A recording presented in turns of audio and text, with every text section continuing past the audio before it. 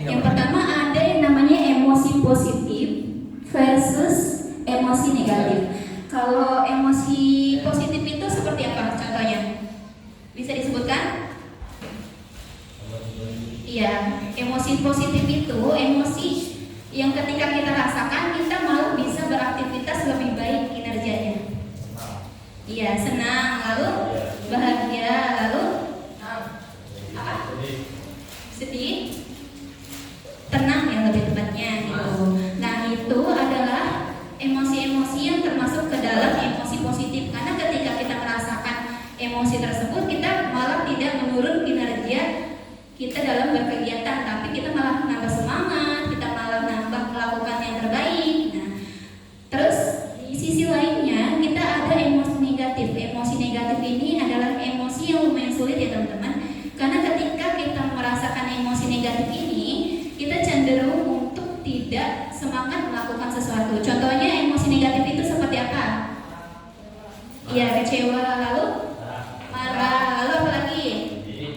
Ya, sedih. Ketika kita merasakan marah, sedih atau kecewa, jangankan untuk melakukan sesuatu gitu, bahkan kita tiduran pun kayak udah jengah sendiri kan gitu. Nah, di sini ada peran emosi positif yang tadi telah kakak jelaskan ya. Peran emosi positif yang kita rasakan itu kita bisa melakukan sesuatu hal dengan baik gitu, bisa melakukan sesuatu hal dengan percaya diri, dengan tenang gitu. Lalu yang kedua ada peran emosi yang sulit, yaitu emosi negatif. Nah, sulit ini bukan berarti kita tidak bisa mengendalikannya. Kita tetap bisa kok beraktivitas walaupun kita lagi sedih, walaupun kita lagi gak bersemangat, walaupun mungkin kita lagi marah, kecewa gitu. Makanya kita akan mencoba latihan regulasi emosi di slide selanjutnya. Boleh di next Kak?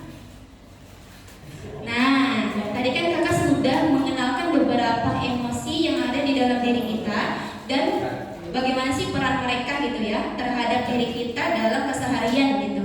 Nah, di sini kita akan membahas mengenai strategi mengelola emosi dengan cara sehat untuk meresponnya.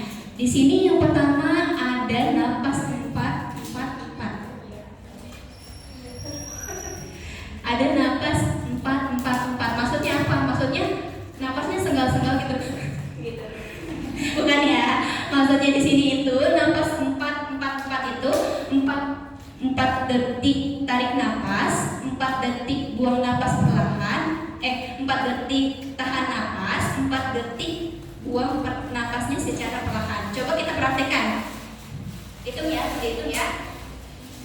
Kita tarik napas dulu. Iya, kita tarik napas dulu. 1, 2, 3 tarik napas. 1, 2, 3, 4 ditahan ya. Lalu hembuskan perlahan. 1, 2, 3, 4. Nah, mungkin kalau 1 kali, 2 kali itu tidak akan berefek banyak ya pada tubuh kita, tapi ketika kita sering melakukannya itu bisa menenangkan diri kita. Entah kita itu lagi marah atau lagi gugup biasanya. Ketika kita mau tampil di depan gitu, itu biasanya bisa lebih menenangkan diri kita, karena biasanya yang membuat kita gugup itu karena ada nafas yang terkumpul gitu di dada kita. Itu yang bikin kita sesak sebenarnya. Oke? Terus yang kedua ada reframing atau mengubah sudut pandang. Nah, sudut pandang ini seperti halnya yang tadi kakak jelaskan. Kalau misalkan kita sedang marah nih terhadap teman, misalkan kenapa kok kamu gak ngajak aku main gitu. Nah, kita bisa mengubah sudut pandangnya. Oh, mungkin kita alihkan ke arah positif. Mungkin dia emang lagi ada urusan tertentu yang memang kebutuhannya cuma 2 orang saja, makanya aku gak diajak gitu. Oh, mungkin ketika aku gugup mau presentasi itu karena aku bersemangat, berarti aku harus lebih bersemangat lagi untuk belajar supaya tampil dengan performa yang baik gitu. Lalu yang ketiga ada jeda dan bertindak. Kebanyakan dari kita, apalagi di usia kalian atau bahkan usia kakak ya, itu masih banyak banget yang bertindak itu sesuai dengan detik itu emosinya gitu. Misalkan lagi marah, langsung kita keluarkan ke orang itu kan, kayak, kenapa kamu kayak gitu gitu. Nah, itu jangan langsung dikeluarkan. Ketika misalkan kita lagi marah terhadap perilaku seseorang yang melanggar aturan diri kita, itu kita bisa ikutin napas yang 4-4 tadi, lalu kita mencoba untuk merubah cara pandang kita. Oh mungkin dia kayak gini, oh mungkin positifnya dia gini, dan positifnya aku bisa dirubah dong. Kalau gak diajak main, aku bisa main game, aku bisa tidur-tiduran, gak harus panas-panasan di luar gitu. Makanya sebisa mungkin kita harus bisa menangkap gitu sisi positif dari suatu kejadian. Misalkan ban bocor di jalan, coba, terus sekolahnya telat, positifnya apa menurut kalian? Positifnya tukang bannya jadi dapat rezeki. Walaupun mungkin kita juga harus menderita terlebih dahulu ya, karena konsep rezeki kan juga berputaran gitu. Makanya ketika kita merasakan emosi-emosi negatif, itu kita harus pandai-pandai. Walaupun mungkin cara alternatifnya itu bisa lucu gitu, kayak oh bagenda gitu, mungkin ini rezekinya tukang tambal ban gitu, makanya ban aku bocor gitu. Itu bisa jadi juga ya. Lalu yang selanjutnya ada aktivitas fisik. Nah, aktivitas fisik ini juga berpengaruh. Biasanya ketika kita sedang kecewa, kalau kecewa itu kita bisa lari, karena lari itu mengundang hormon dopamin yang bisa membahagiakan diri kita. Jadi yang mungkin permasalahannya belum selesai, tapi perasaan kita jadi bisa lebih baik dulu gitu. Jadi kita bisa berpikir, oh mungkin bisa begini, oh mungkin bisa begini gitu. Makanya aktivitas fisik ini juga termasuk ya, ketika misalkan lagi kecewa, lagi sedih, itu kita bisa alihkan dengan lari 10 km gitu. Enggak juga ya. Terus kalau misalkan kita mau tampil juga gitu, itu bisa kita aktivitas fisik buat ngedistract otak kita. Misalkan kayak kita gerak-gerakin jari, kita lari-lari dulu sebentar, jogging dulu sebentar di luar sebelum masuk kelas untuk tampil gitu. Itu bisa banget, karena itu bisa mengubah sudut pandang kita juga nantinya. Lalu yang selanjutnya ada menyusun rencana mencari dukungan. Kita itu adalah manusia yang selalu membutuhkan orang lain dalam hidup kita. Coba di rumah, kalau misalkan gak ada mama, siapa yang mau masakin? Coba kalau di rumah, kalau papa lagi gak ada, coba siapa yang mau kasih uang? Coba kalau di luar rumah, kalau misalkan kita lagi butuh pertolongan, terus keluarga kita tidak bisa, pasti kita bakalan manggil teman kita kan? Nah, manusia itu pada hakikatnya tidak bisa berdiri sendiri. Kita harus mencari dukungan. Mau sehebat apapun kita dalam meregulasi emosi kita sendiri, mau mengalihkannya dengan ini, dengan itu, tapi ketika masih ada pedaman emosi di dalam hati kita, itu pasti akan selalu muncul lagi emosi itu, tidak benar-benar selesai. Jadi kita harus mencari dukungan tambahan gitu, bisa orang tua, mungkin kalau orang tua belum bisa ke teman yang kita percaya gitu. Kita kan pasti ada 1-2 teman yang kita percaya ya. Kayak misalkan aku percaya cuma sama si dia doang, ya udah ceritanya sama dia gitu. Mungkin cerita tentang apa aja random gitu, kayak yang tadi kita praktek gitu. Itu kan teman-teman gak akan bisa cerita kalau teman-teman gak percaya sama orang itu gitu. Makanya dukungan dari orang lain itu sangat penting, karena nanti juga bisa dapat sudut pandang. Misalkan teman-teman mungkin lagi butuh saran gitu terhadap, oh kok kemarin aku malah marahin dia ya, menurut kamu gimana, apakah aku harus minta maaf gitu. Karena kalau cuma mendengarkan diri kita sendiri, kita tuh ada pro kontra loh. Ada yang kayak ya udah sih, orang dianya juga berbelah gitu, tapi ada juga sisi kita yang kok aku kayak salah ya. Nah inilah fungsi dari dukungan teman sekitar kita gitu. Mungkin segitu saja materi dari kakak. Selanjutnya kita bakalan ice breaking dulu ya sebelum masuk materi selanjutnya, karena ada beberapa slide lagi yang akan dibahas sama TAI.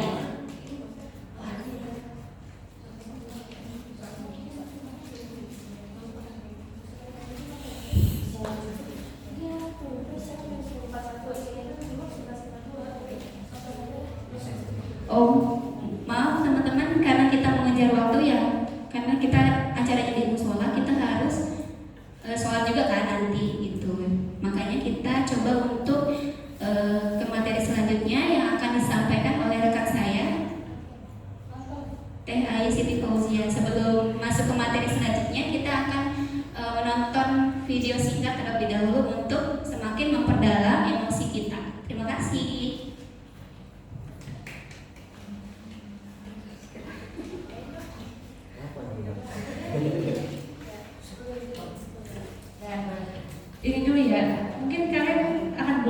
kalau ngedenger orang ngomong mulu. Nah kita selingin sama nonton Inside Out ya.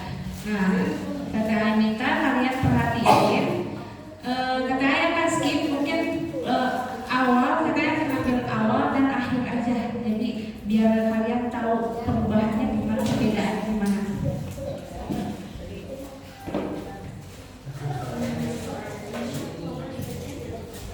Suaranya kedengeran kan?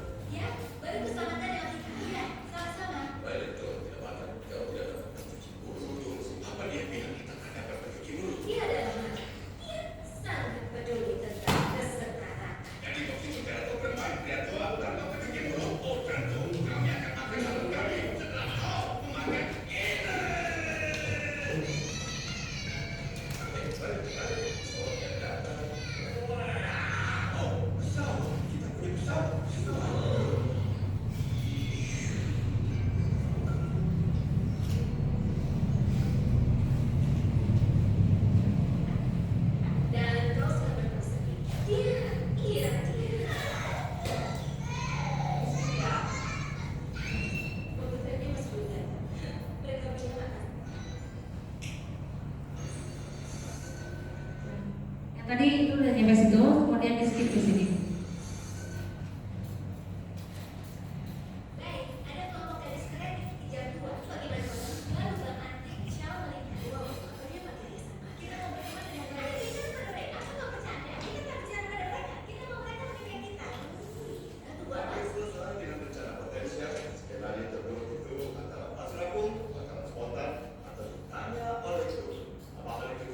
Baik, semuanya ada buat kita.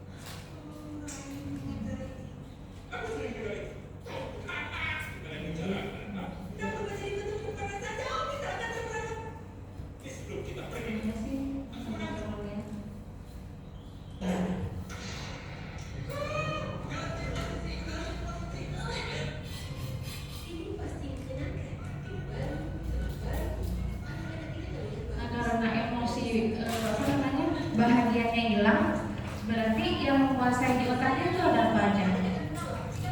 Tinggal sisanya kan. Nah, jadi kacau.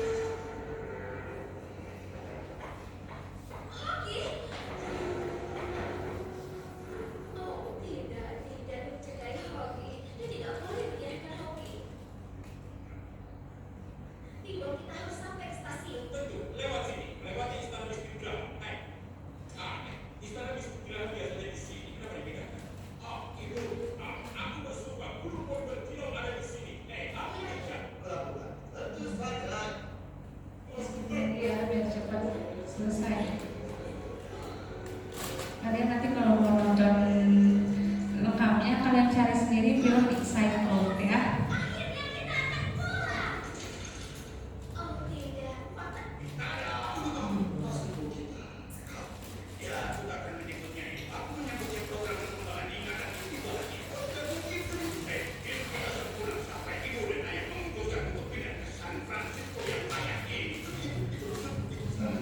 Ya, cukup ya.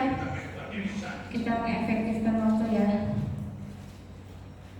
Jadi dari film ini itu ada berbagai emosi. Emosinya Riley yang orang tadi itu, si anak kecil tadi itu adalah emosi kita sebagai manusia. Nah, film Inside Out ini menceritakan kehidupan seorang gadis bernama Riley. Seiring bertambahnya usia, banyak emosi baru yang muncul. Nah, yuk sama-sama kenalan dengan emosi yang ada pada film Inside Out.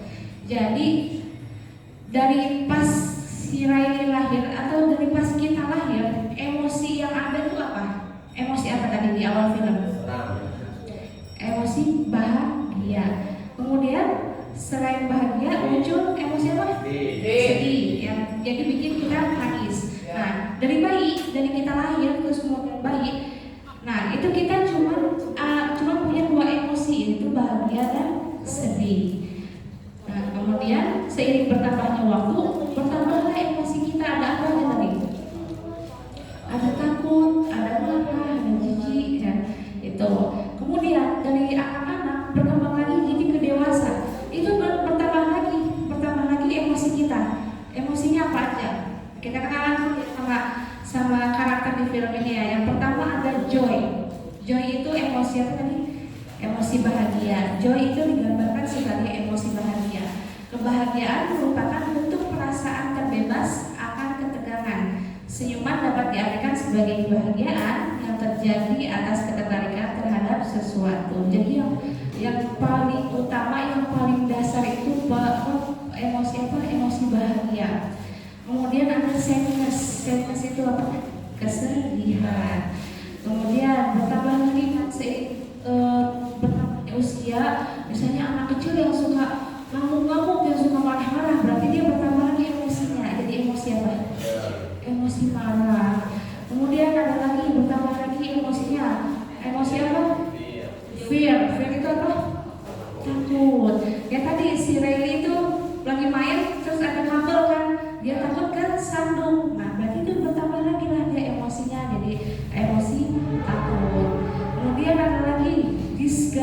gas itu apa? Jijik. Nah, anak kecil ya, kalau misalnya dia ada lengket-lengket di tangan, ini apa gitu, itu kan jijik kan. Berarti bertambah lagi lah emosinya dia dengan emosi jijik, perasaan jijik. Nah, kemudian setelah beranjak remaja atau dewasa, bertambah lagi emosinya anxiety itu apa?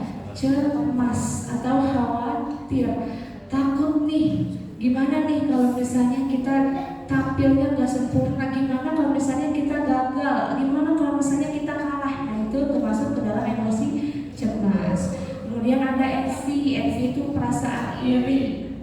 Misalnya yang adik kakak, yang kakaknya iri, adiknya dibeliin mainan, ya kan nggak seneng kan? Kok kakakku aku dikasih mainan, sedangkan aku juga pasti ada perasaan apa? Perasaan iri. Yang adiknya dimanjain, sedangkan kakaknya yang nggak diperhatiin, pasti ada perasaan apa? Iri. Begitu kan? Nah, kalau kita lagi kecil, kita tahu nggak apa itu iri? Enggak kan? Tahu nggak apa itu cemas, khawatir? Enggak kan? Selain kita bayi gitu, kita nggak ada merasakan itu kan. Tapi seiring bertambahnya usia, seiring bertambahnya pengalaman perjalanan hidup, nah itu emosi itu tuh jadi bertambah di diri kita. Kemudian ada lagi embarrassment, itu apa? Malu ya kan? Tadi disuruh ngomong pakai mic, pada nggak mau, karena apa? Karena malu. Nah, di otak kalian itu dikendalikan oleh emosi apa berarti? Emosi malu, embarrassment. Sedangkan kalau kalian jadi mengesampingkan rasa malu kalian, berarti kalian bisa mengelola atau mengendalikan emosi kalian menjadi berani. Jadi otak kalian itu bukan dikendalikan lagi dengan emosi malu. Kemudian yang terakhir ennui itu kejenuhan. Nih, masa-masa kalian ini masa-masa seringnya jenuh atau mager. Kalau misalnya nih lagi ada kumpul keluarga, kalian senang nggak? Kalian kan pasti lebih cenderung nggak memisahkan diri, ya nggak? Karena apa? Karena bosan, iya kan?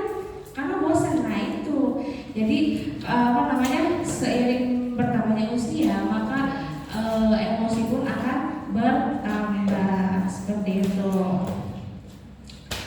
Dan oke, tadi ini udah materinya.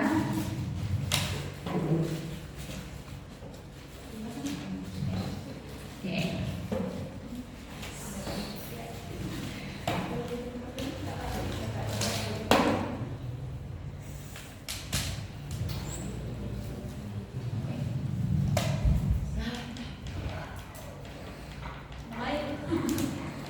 Waduh, apa ya?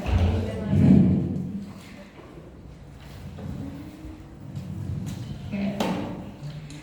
Selanjutnya saya ambil alih ya. Selanjutnya ada mencari bantuan kapan dan di mana kalian bisa berbagi. Nah, tanya. Aku tanya ya. Kalian kalau misalnya ada yang kalian lagi rasain, lebih banyak dipendam atau diutarakan, diceritakan? Lebih banyak apa? Diutarain atau dipendam? Diutarain. Ada yang suka dipendam, kalau punya masalah dipendam. Misalnya kamu lagi marah gitu, kamu diam, kamu gak ngomong kalau kamu tuh lagi marah atau lagi sedih gitu. Lebih banyak mana? Diutarain atau dipendam? Oke, lebih banyak dipendam. Tapi aku yakin itu. Nah, sebenarnya emosi itu nggak selamanya harus dipendam. Dengerin dulu. Oke. Nah, ini. Nah, kedengeran kan ya? Nah, oke. Kalian itu sebenarnya emosi kalau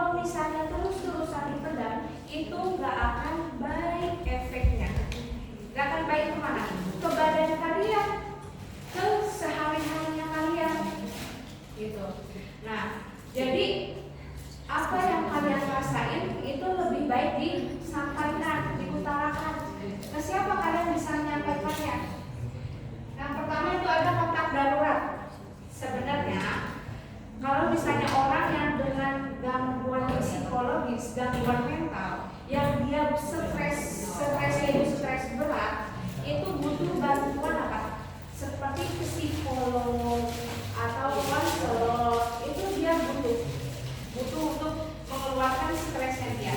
Karena apa? Karena dia nggak bisa berbagi dengan orang yang di sekitar dia. Coba tolong perhatiin dulu ya, jangan dulu berhenti sendiri, perhatiin dulu ya, oke? Nah, kemudian mana tadi slide-nya?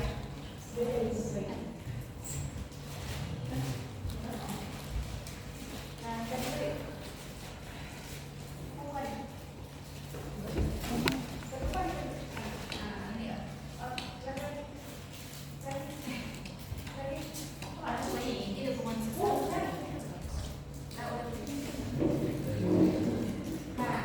kemudian kalau misalnya ada masalah di sekolah, kalian mencarinya ke siapa? Kalau ada masalah di sekolah,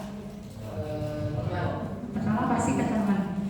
Nah, kalau misalnya sama sesama teman nggak bisa terselesaikan masalahnya, maka cari bantuan guru kelas atau guru BK. Di sekolahnya ada nggak guru BK? Ada.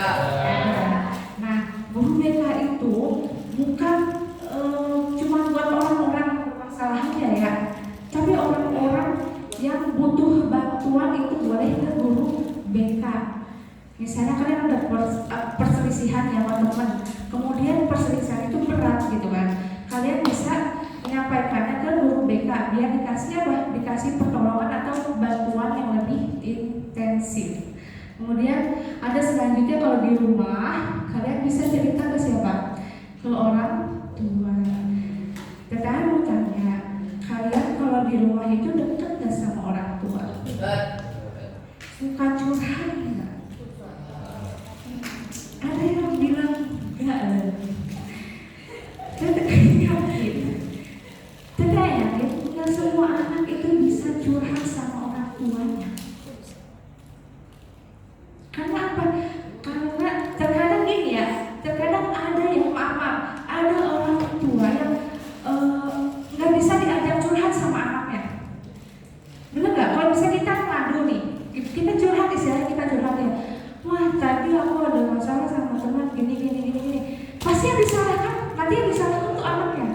Lagian kamunya sih, ini kali yang melakukannya, ini. Malah kita yang dimarahin. Ada nggak orang tua yang seperti itu? Ada. Karena jadi itu bikin apa? Bikin anak itu males untuk apa? Untuk curhat sama orang tua. Benar nggak? Jadi nggak semua orang tua bisa diajak untuk curhat atau misalnya kalian sebagai anak nih pengertian apa? Kalian orang tua kalian itu kayak stres banget, lagi stres di kerjaannya, misalnya kerjaannya lagi banyak kerjaan atau ada permasalahan yang lain. Kalian sebagai anak kayak mau curhat itu, kayaknya orang tua aku lagi stres nih, aku nggak bisa deh kayaknya curhat sama mereka gitu. Takut tambah lagi beban pikiran orang tua. Ada yang seperti itu? Ya. Ada, pasti ada. Nah, kalau misalnya di orang tua kalian nggak bisa curhat, kalian bisa cari tempat yang lain. Bisa dengan saudara kalian, dengan adik atau kakak, atau bisa dengan kakek atau nenek atau paman atau bibi, itu bisa. Kalau misalnya di keluarga juga nggak bisa, kalian lebih nyamannya curhat ke teman, maka curhatlah ke teman. Ya, curhat ke teman. Nah, sebagai teman,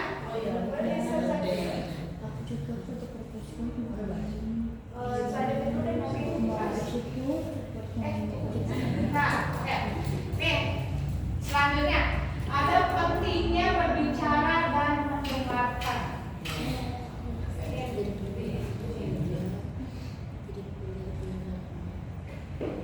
Ada pentingnya berbicara dan mendengarkan. Jadi tadi selain kita harus mengeluarkan emosi kita, harus menyampaikan apa yang dirasakan oleh kita. Nah, kita juga harus sebagai pendengar itu juga punya punya yang namanya prinsip.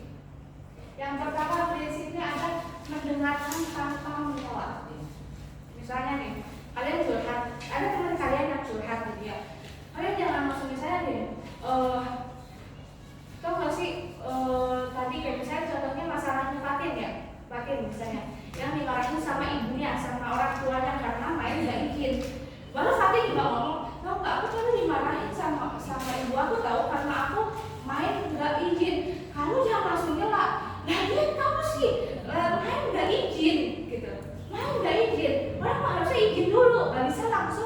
menjudge seperti itu. Gak boleh langsung disela. Dengerin dulu sampai akhir. Kemudian ada ditanyakan pertanyaan terbuka. Pertanyaan terbuka itu apa? Nah, tadi masalah hati misalnya. Kalian tanya lagi gini. Nah, aku nanya deh sama kamu. Apa sebabnya kamu nggak izin sama orang tua kamu? Tanyain aja dulu gitu. Maksudnya nanyainnya itu setelah si Fatin ini, si teman kamu ini selesai berbicara, selesai curhat gitu ya. Kemudian tawarkan dukungan konkret, temani ke konselor. Ini mah untuk yang masalahnya itu udah berat. Misalnya di sekolah nih, kamu ngelihat teman yang udah gak semangat sekolah gitu, gak semangat sekolah. Kalian sebagai teman harus ngasih bantuan. Ngasih bantuannya apa? Kamu mau nggak aku temenin ke guru BK? Biar kita nemuin solusi dari masalah kamu. Karena kan ada masalah yang nggak bisa diselesaikan sama teman sendiri. Ada yang butuh bantuan dari orang dewasa atau yang lebih ahli seperti itu ya. Kemudian nih, perannya teman. Kita sebagai teman tuh apa aja sih perannya? Bukan cuma sekedar ngajak main. Ya, bukan sekedar ngajak main. Peran teman itu menjadi pendengar yang aman. Kalau ada teman yang curhat, jangan dibocorin. Misalnya teman yang curhat nih, gua naksir nih sama si ini. Gak boleh tapi, gak boleh. Oke, misalnya atau gini, gua kesel banget misalnya si Akan, gua kesel banget sama si Onel misalnya gitu. Si Onel gak mau gua ajakin main gini gitu. Nah, kalian sebagai pendengar itu harus jadi pendengar yang aman. Jadi gak boleh dibocorin. Karena apa? Kalau dibocorin itu bisa menimbulkan permasalahan baru. Jadilah berantem. Jadilah makin besar masalahnya gitu ya. Kemudian membantu melihat sumber bantuan. Dan kalau misalnya nggak bisa diselesaikan sama masalah teman yang tadi Kak bilang, kalian bisa ditawarkan ke bantuan, misalnya ke guru BK atau ke orang yang lebih ahli. Kemudian selanjutnya menjaga kerahasiaan bilangan tadi ya menjaga kerahasiaan. Oke. Nah nih, mitos dan fakta seputar kesehatan mental remaja. Mitosnya katanya kuat berarti gak menangis. Ada nggak yang ngapain sih nangis? Udah bisa gede juga, cengeng